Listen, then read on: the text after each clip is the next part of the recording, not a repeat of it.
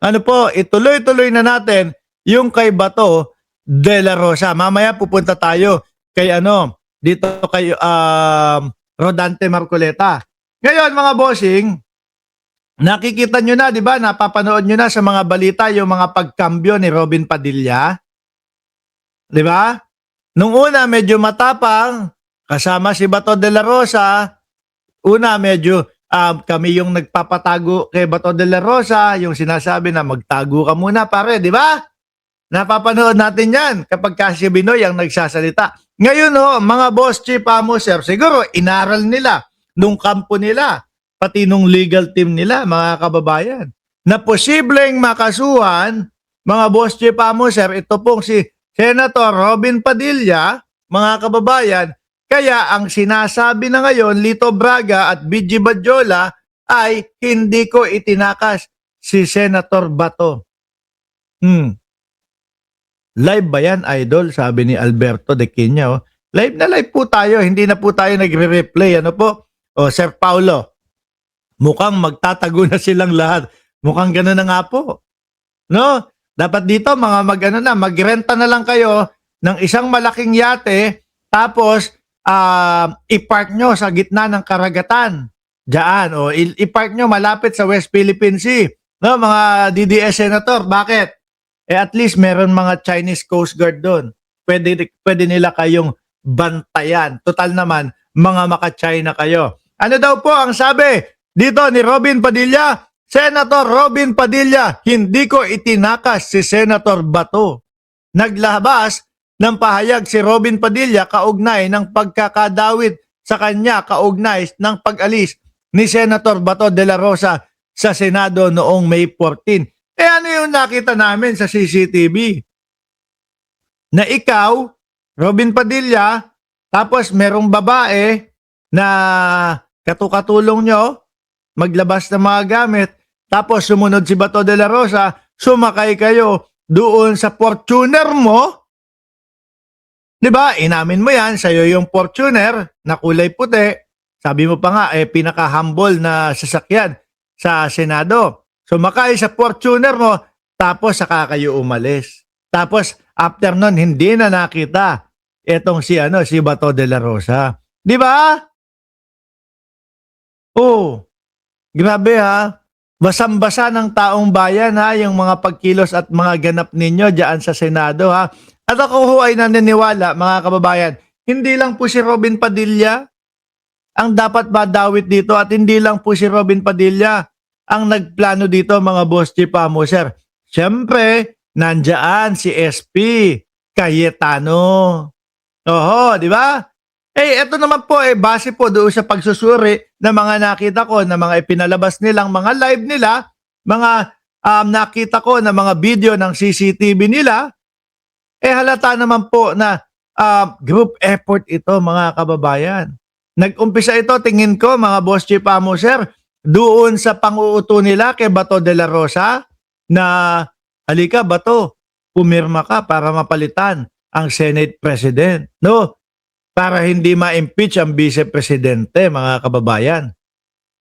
Nung nauto nila, pumunta, nagtakbo-takbo, Jonar Galera at Benji Uy, tumakbo si Bato de la Rosa na ang sinasabi, pinagkakalato, pati po ng mga kasamahan nila na nag-wrestling o ni-wrestling daw si Bato de la Rosa, mga kababayan. Ang totoo naman po, 2 babae lang yung serve ng warrant of arrest kay Bato de la Rosa. Itinulak niya pa, sabi ni Melvin Matibag. Di ba? Tapos, pagkapanik, ang yabang-yabang ni Tobat, sabi, this is the worst government. Sabi ni Bato de la Rosa, this is the worst government. Kinabukasan na himasmasan ang putek pagmamakaawa kay Pangulong Bongbong Marcos.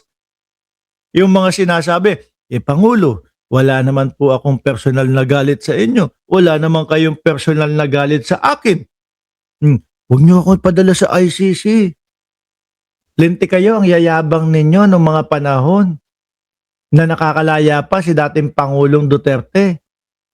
Kung banat-banatan ninyong lahat si Pangulong Bongbong Marcos, kung ano-ano yung mga pinaggagawa mo diyan sa Senado, maiugnay lang yung pangalan na Bongbong Marcos at Lisa Araneta Marcos doon sa PIDEA leak na gusto nyong palakihin. Tapos ngayon ang sasabihin nyo, magmamakaawa kayo kay presidente. Yan ang kabobohan ninyo eh. Ano?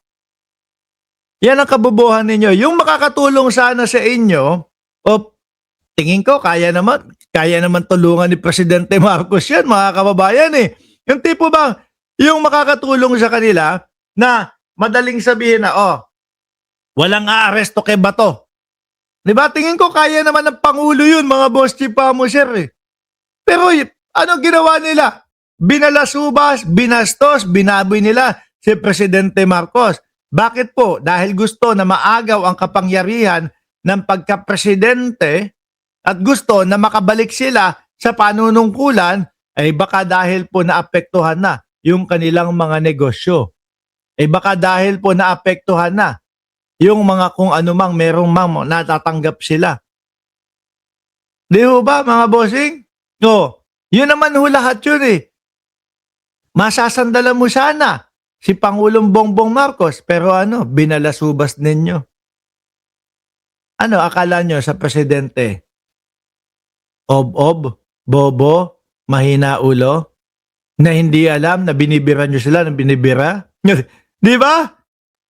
Hindi ko maintindihan mga kababayan. Siguro akala nila overpower natin itong si Marcos.